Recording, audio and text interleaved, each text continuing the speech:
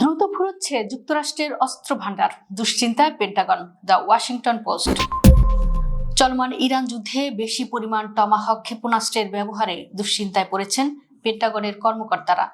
4 সপ্তাহের যুদ্ধে 850টির বেশি টমাহক ক্রুজ ক্ষেপণাস্ত্র ব্যবহার করেছে মার্কিন সেনাবাহিনী। টমাহক ক্ষেপণাস্ত্র নৌযান এবং সাবমেরিন থেকে উৎক্ষেপণযোগ্য এবং 1000 মাইলের বেশি দূরত্ব অতিক্রম করতে পারে। বর্তমানে বছরে মাত্র কয়েকশোটি ক্ষেপণাস্ত্র উৎপাদন হয়, তাই বিশ্বব্যাপী এর সরবরাহ সীমিত।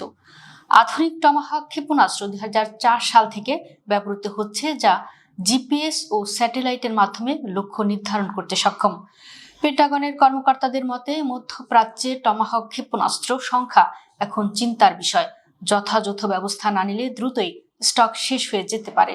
পেন্টাগনের অফিসিয়াল বলেছেন, মধ্যপ্রাচ্যে আমরা উইনচেস্টারের কাছাকাছি পৌঁছাচ্ছি, যা সামরিক ভাষায় গোলা বারুদ শেষ হওয়া বোঝায়। টমাহক ক্ষেপণাস্ত্রের একক মূল্য সর্বোচ্চ $3.6 মিলিয়ন এবং তৈরি হতে 2 বছর সময় লাগে। পেন্টাগন এরই মধ্যে উৎপাদন বাড়ানোর জন্য উচ্চ পর্যায়ে বৈঠক করেছে। এদিকে মার্কিন কংগ্রেস সাম্প্রতিক একটি প্রতিবেদনে জানিয়েছে, আকাশ প্রতিরক্ষা ব্যবস্থা থার্ড এর মোট মজুতের 1/3 বেশি ক্ষতিগ্রস্ত হয়েছে। রিপোর্টে বলা হয়েছে, কয়েকটি থার্ড রাডার সিস্টেম ধ্বংস হয়েছে এবং সেগুলো পুনঃস্থাপন করতে কয়েক বছরেরও বেশি সময় লাগবে। এর ফলে পারস্য উপসাগরের দক্ষিণাঞ্চলের মার্কিন সামরিক ঘাঁটিগুলো ইরানি ক্ষেপণাস্ত্র হামলার বিরুদ্ধে অরক্ষিত অবস্থায় রয়েছে। রিপোর্টে আরও উল্লেখ করা হয়েছে, ইরান ইতোমধ্যেই ইসরায়েলের বিমান প্রতিরক্ষা ব্যবস্থা ভেঙে দিয়েছে। এখন তাদের লক্ষ্য প্রতিরক্ষা ব্যবস্থা, ক্ষেপণাস্ত্র ও রাডার উৎপাদনকারক কারখানাগুলো ধ্বংস করা। ইরানের হামলায় এশিয়ায় যুক্তরাষ্ট্রের 13টি সামরিক ঘাঁটি ধ্বংস হয়ে গেছে।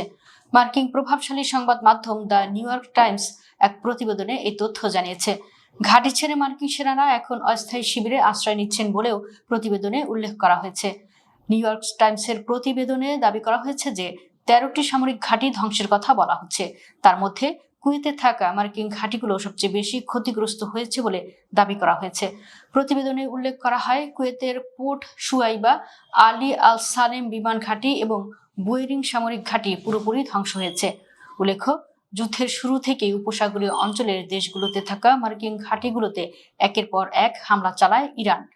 তাদের দাবি, ওই অঞ্চলে বহু মার্কিন সামরিক ঘাঁটি গুঁড়িয়ে দিয়েছে। যদিও মার্কিন প্রতিরক্ষা দপ্তর পেন্টাগন বারবারই ইরানের দাবি ভিত্তিহীন বলে জানিয়েছে। কাতার, বাহরাইন, সৌদি আরবে মার্কিন সেনা এবং বিমান ঘাঁটিতে ড্রোন এবং ক্ষেপণাস্ত্র হামলা চালাচ্ছে ইরান। এর মধ্যে নিউ ইয়র্ক টাইমসের প্রতিবেদন আলোচনায় জন্ম দিয়েছে, যদিও মার্কিন সরকারের পক্ষ থেকে এ বিষয়ে কোনো প্রতিক্রিয়া জানানো হয়নি। প্রতিবেদনে উল্লেখ করা হয়েছে, কাতারের আল উদেইদ বিমান ঘাঁটিতে থাকা যুক্তরাষ্ট্রের শক্তিশালী রাডার ব্যবস্থাকে ধ্বংস করেছে ইরান। এই ঘাঁটিটি মার্কিন সেন্ট্রাল কমান্ডের আঞ্চলিক সদর দপ্তর। এছাড়া বাহরাইনে মার্কিন সেনাবাহিনীর 5th ফ্লিটের সদর দপ্তরেও হামলা করেছে ইরান। অন্যদিকে সৌদি আরবে প্রিন্স সুলতান বিমান ঘাঁটিতেও হামলা চালানো হয়।